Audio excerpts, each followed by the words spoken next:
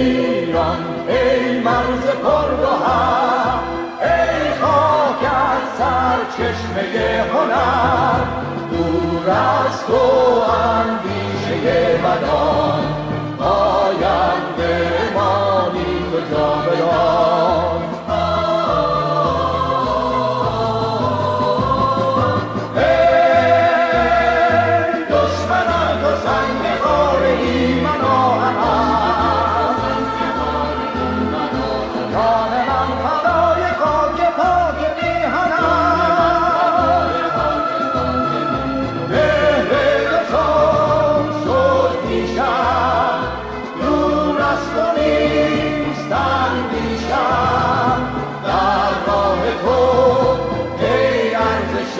دارد این جان ما، پاینده ما خاک ایران ما.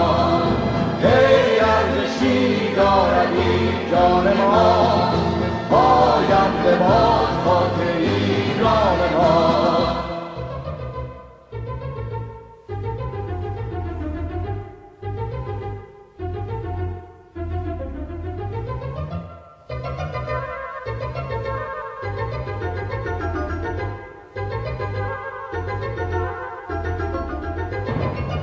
سنگ کوهت پر و گوهر است، خاک دشتت بهتر از زر است. مهرت از دل کی برون کنم، بر روی بی مهر تو چون کنم.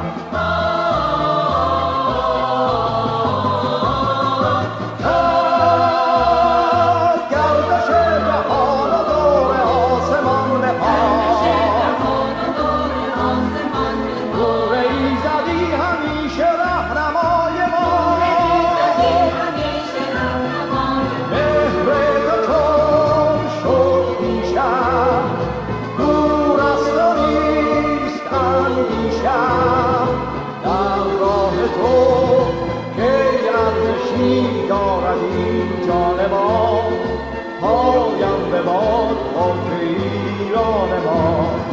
ای ارزشی دارد این جان ما، پاینده باد خاک ایران ما.